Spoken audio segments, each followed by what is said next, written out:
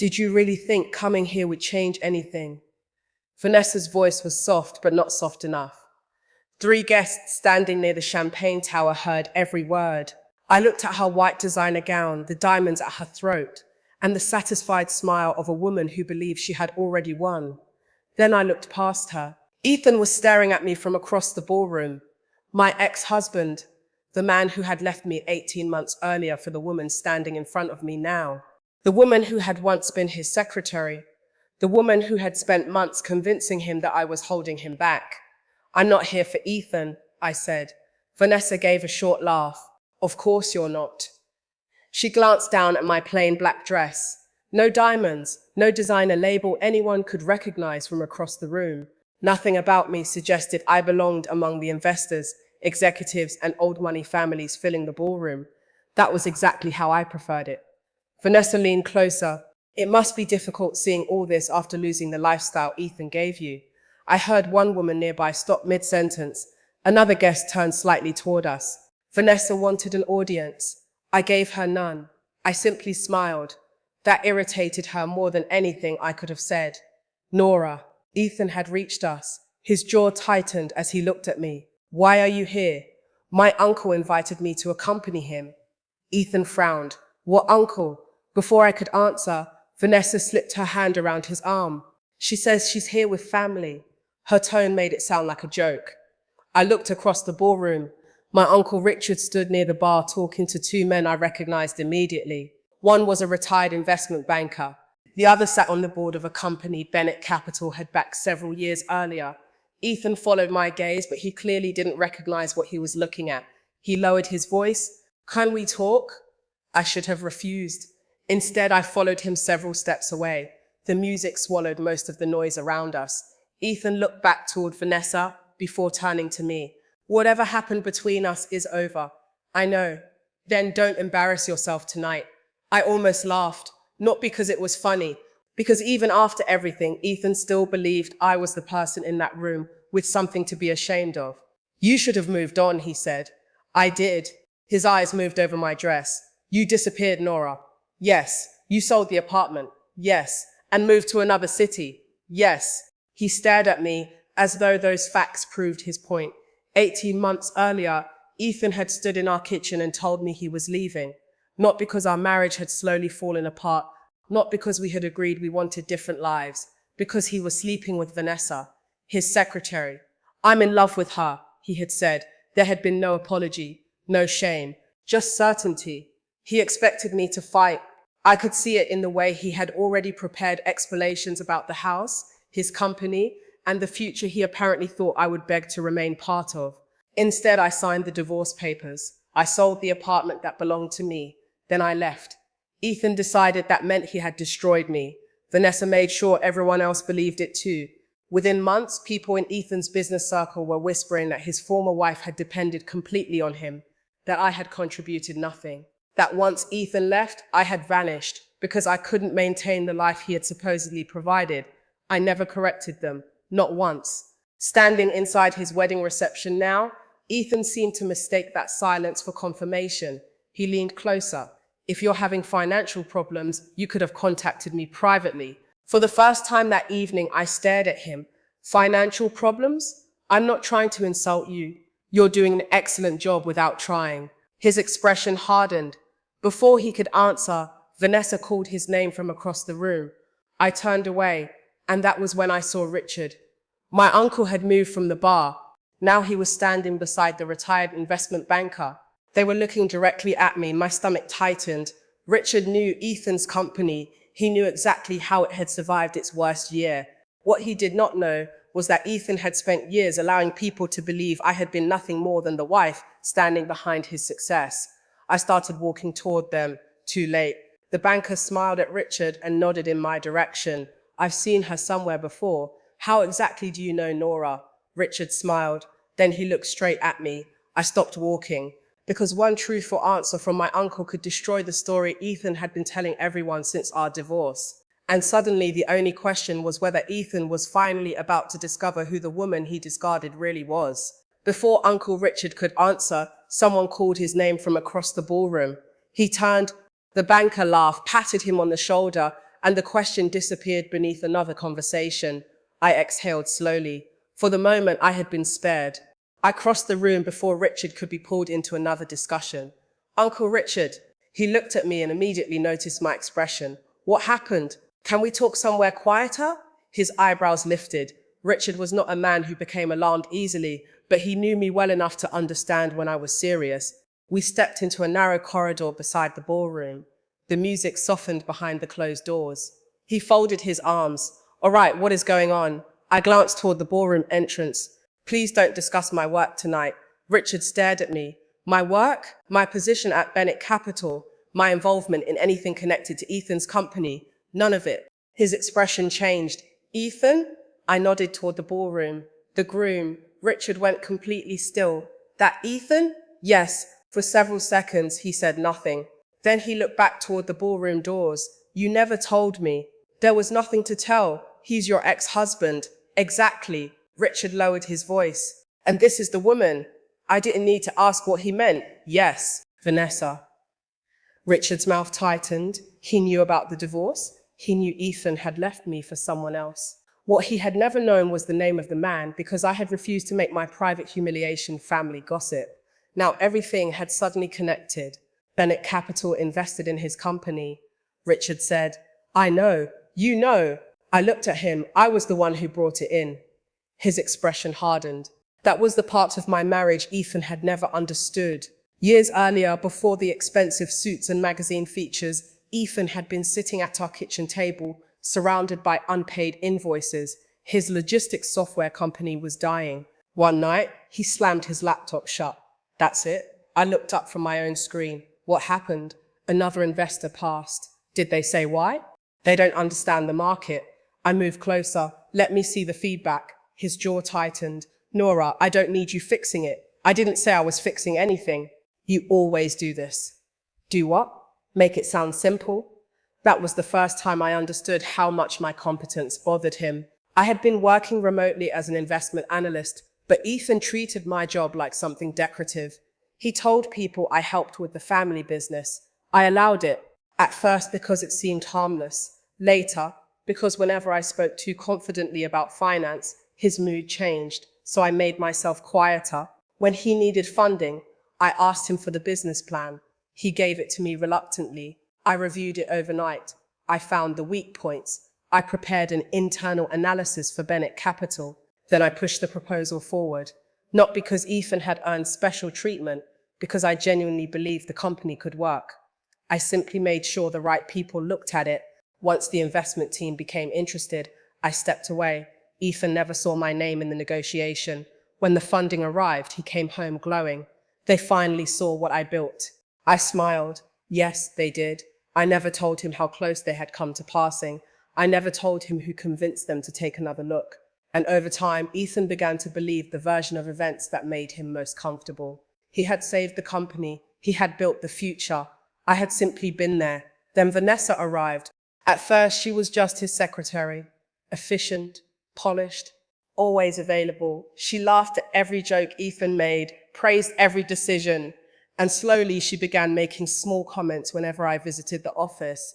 Ethan works so hard, or you must be lucky having someone so ambitious. Once she looked at me and smiled. I don't know how you keep up with him. I noticed the insult. Ethan enjoyed it. Soon he stopped coming home on time. He stopped discussing money with me. Then one evening, I found the messages. There was no dramatic confrontation, no broken furniture, no screaming. I simply held his phone and asked, how long? Ethan looked at the screen, then at me. 6 months. That was all. I waited for an apology. It never came. Instead, he said, I think I've outgrown this marriage. A week later, Vanessa approached me outside his office. She didn't even pretend to feel guilty. Some women help men become successful, she said. Other women actually belong beside successful men. I remember looking at her and almost telling her everything, almost, but I didn't. Back in the wedding corridor, Richard was still staring at me. He never knew? He asked. No, not even after the divorce? No. Richard shook his head. Nora, why are you still protecting him? I looked toward the ballroom. I'm not protecting him. But even as I said it, I knew that wasn't entirely true. A few minutes later, I returned to the reception. Ethan found me again. This time he held something folded between his fingers. A check. He extended it toward me. I meant what I said earlier. I stared at it. What is that? Take it. For what? In case you need help. I looked up. You think I came to your wedding for money? I think pride makes people do strange things. I pushed the check back toward him. No. His patience finally cracked. Nora, pride doesn't pay bills. I stared at the man I had once loved, the man whose company I had helped save, the man who still believed he had rescued me simply by marrying me. For 1 second, I almost told him everything. Instead, I leaned closer. You still have absolutely no idea who you were married to. Ethan frowned. Then he gave a dismissive laugh and turned away. Across the ballroom, someone handed Uncle Richard a microphone. My head snapped toward him. Guests began clapping. Richard smiled. Then he lifted his glass. I've always believed family is the reason we become who we are. I stopped breathing because my uncle had just begun talking about family. I've always believed family is the reason we become who we are. Uncle Richard's voice carried across the ballroom. I watched Ethan smile politely from beside Vanessa while guests raised their glasses. Richard kept the toast brief. He congratulated the newlyweds, spoke about loyalty and partnership, then handed the microphone back. Nothing about me, nothing about Bennett Capital, nothing about Ethan's past. I finally relaxed, then Vanessa took the microphone. And since we're talking about success, she said brightly, slipping her arm through Ethan's, I have to say how proud I am of this man. Ethan smiled. Vanessa looked across the crowd. Ethan built his company from absolutely nothing. Applause filled the room. He took every risk himself. Nobody handed him his success. I looked at Richard. His glass stopped halfway to his mouth. He glanced at me with a question in his eyes. I gave the smallest shake of my head. Not here. Vanessa continued praising the self-made man she had married while Ethan accepted every word. He never corrected her. Not once. When the applause ended, I moved toward the side of the ballroom. An older executive recognized me and stopped to say hello. Then another joined us. Within minutes, we were discussing markets and a recent acquisition. That was when I noticed Vanessa watching.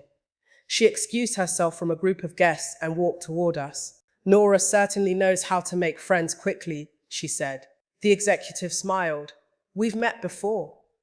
Vanessa's expression flickered.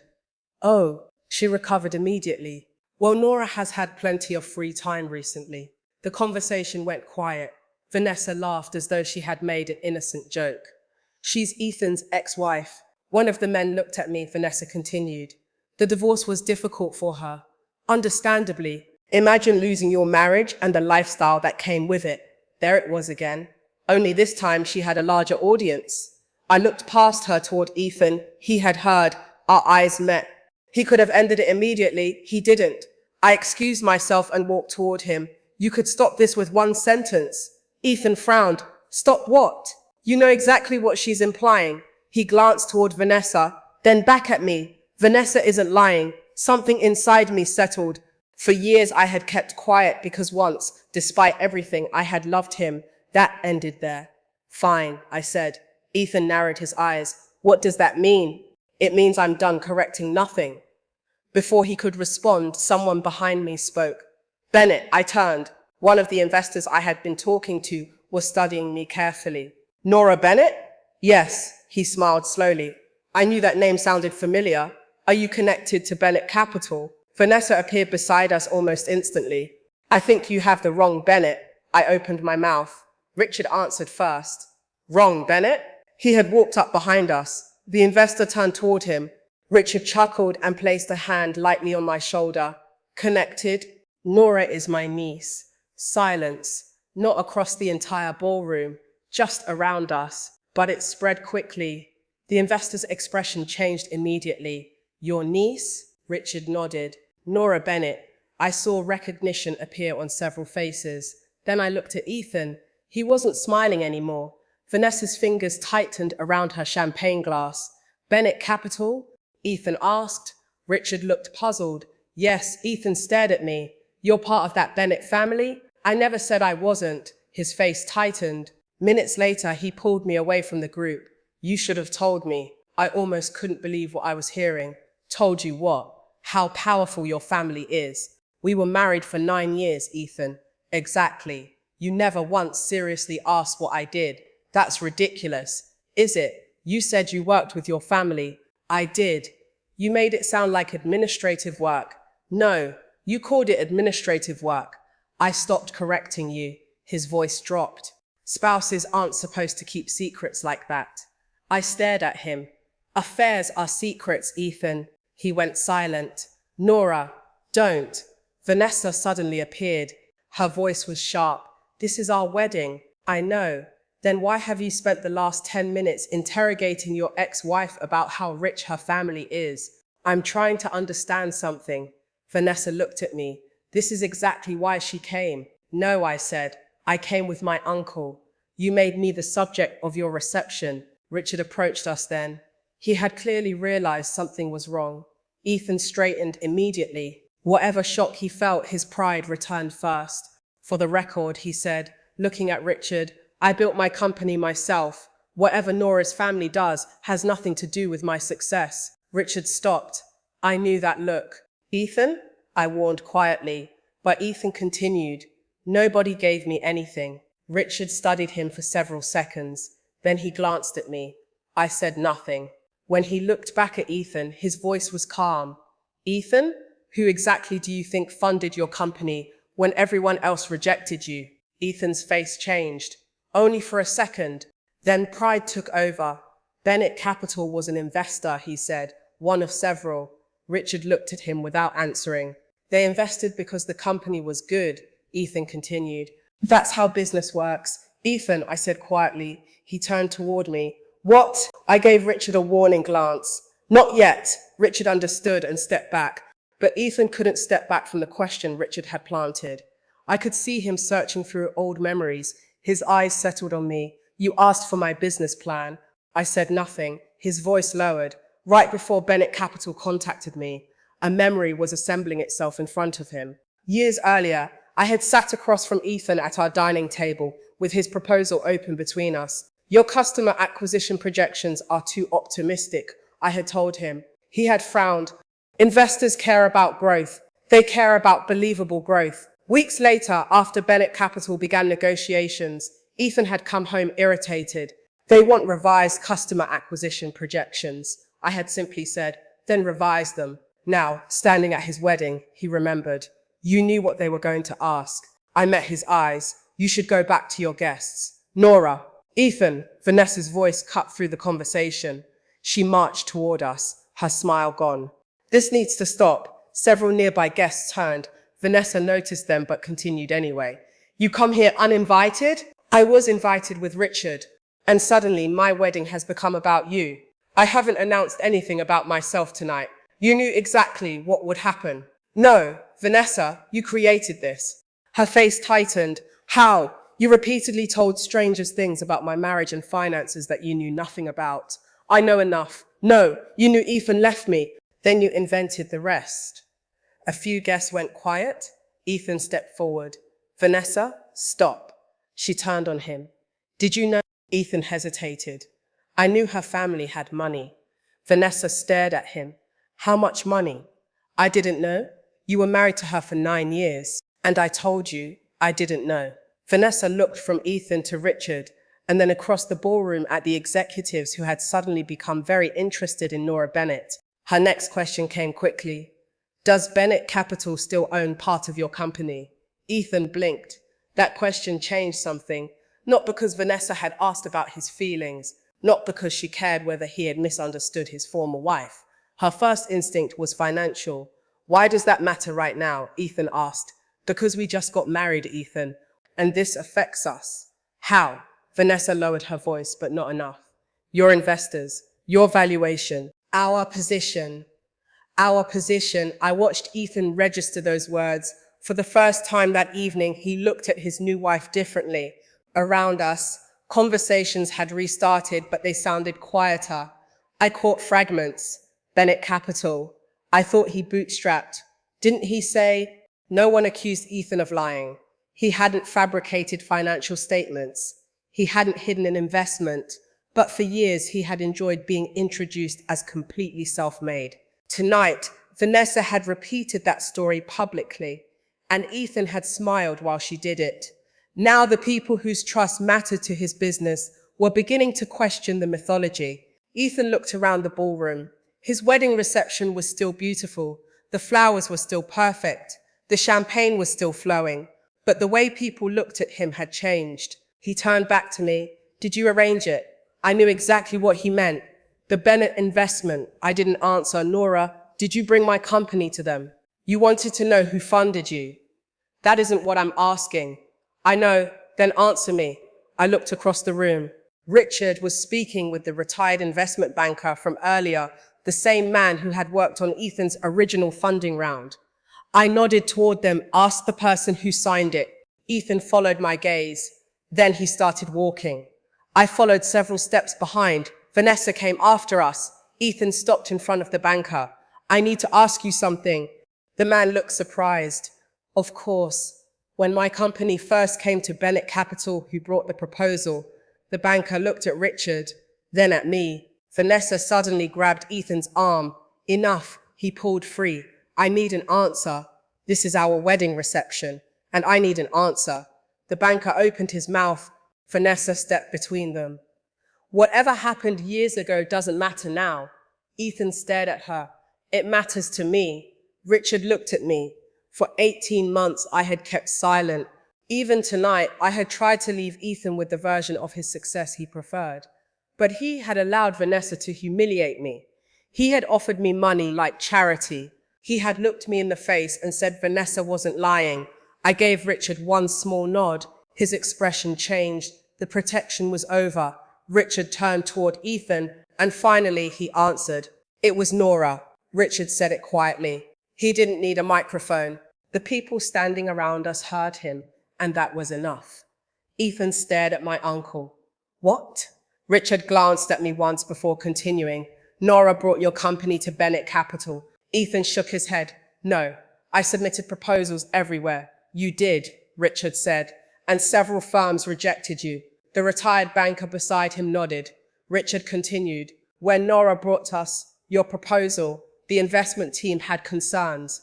Your company had potential, but your projections were aggressive. Your customer acquisition assumptions needed work, and you were running out of cash.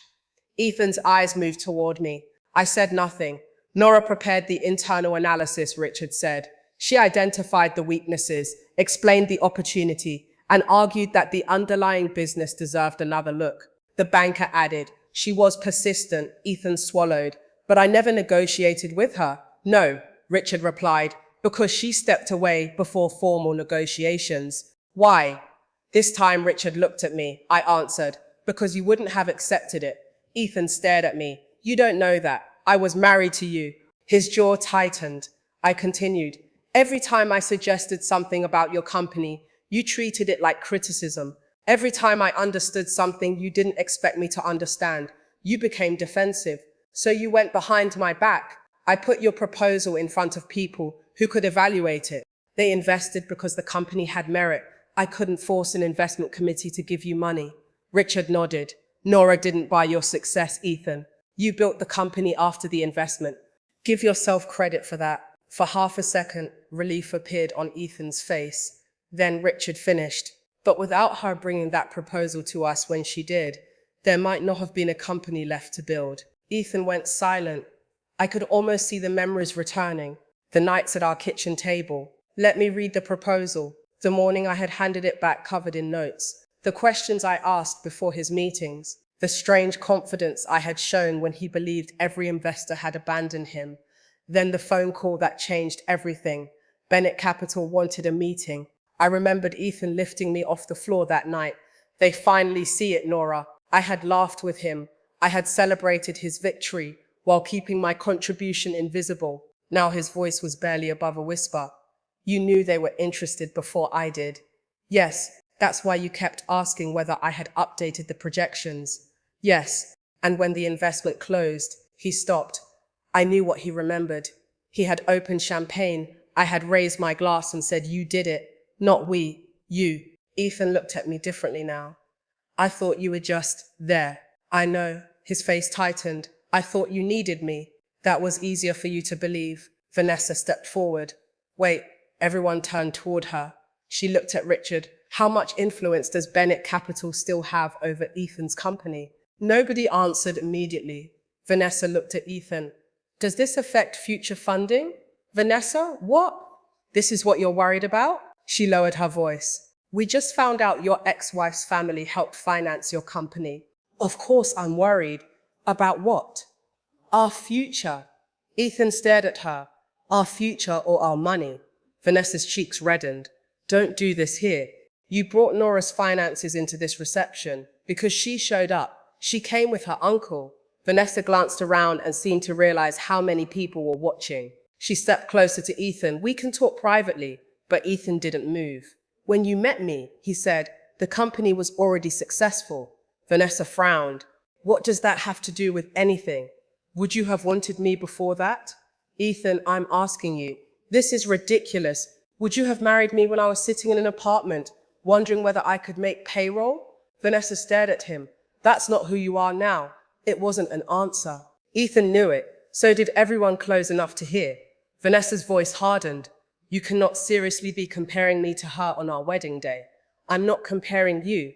Yes, you are. She pointed toward me. She hid who she was from you for years. I finally spoke. I never hid my name. You hid your money. I didn't marry Ethan because of money. Vanessa opened her mouth. Nothing came out. I looked at Ethan, and I didn't leave him because of money either. That ended my part in it. I turned to Richard. I'm ready to go. Ethan moved toward me. Nora, wait. I stopped. For the first time since the divorce, he looked less like the confident businessman who believed he had outgrown me, and more like the man who used to sit at our kitchen table terrified his dream was dying. I owe you an apology. Yes, the answer surprised him. Not because it was cruel, because I wasn't going to make apologizing easier for him. He nodded slowly. For Vanessa, for the affair, for what I said when I left. I waited. And tonight, he added, I should have stopped her. Yes, I let myself believe things about you because he struggled with the sentence, because they made you feel bigger. I asked. He looked down. Maybe. Then understand something, Ethan. Finding out what I did for you doesn't change why our marriage ended. I know. You didn't betray me because you thought I was powerful. You betrayed me when you thought I wasn't. His eyes lifted to mine. That matters. He nodded. Behind him, Vanessa gave an angry laugh. Are you seriously apologizing to your ex-wife during our reception? Ethan turned. I'm taking responsibility. And what about me? What about you? Vanessa stared at him. Then she placed her champagne glass on a nearby table so hard that several people flinched. This wedding was supposed to be about us. She gathered the front of her gown and walked out. Ethan didn't follow immediately. The ceremony had already happened. They were legally married. There would be no dramatic cancellation, no groom tearing up paperwork in front of hundreds of guests. Reality was quieter and sometimes harsher. The reception ended early. Within weeks, I heard Ethan and Vanessa were living separately. Within months, they formally separated. Money became one of the main sources of conflict between them. Vanessa had expected marriage to Ethan to secure the status and financial world she wanted. Ethan, meanwhile, became increasingly consumed by how badly he had misunderstood the years we spent together. His company survived and made sure of one thing. I did nothing to interfere with it. Bennett Capital honored every legitimate agreement already in place. Ethan didn't lose his business because of me, but he did lose something he had valued almost as much, his mythology. The next time his company published its history, the wording changed. The early Bennett Capital investment was acknowledged clearly. Ethan stopped describing himself as a man who had built everything without meaningful outside support.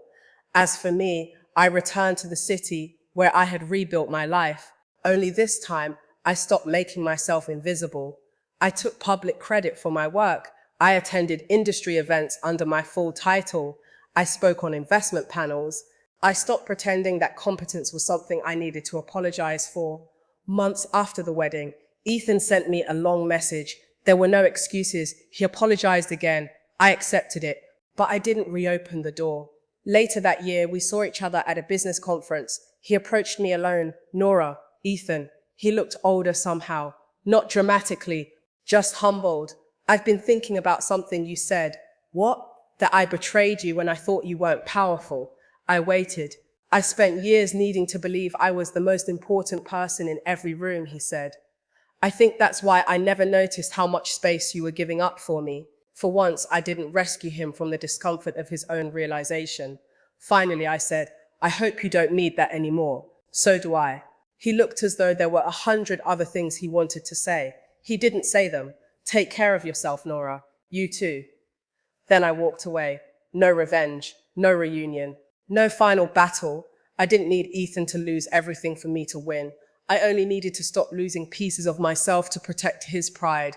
Ethan had left me because he believed success had made him too good for me, but by the time he discovered who had quietly helped him become successful, I had already learned I was too valuable to ever make myself smaller for him again.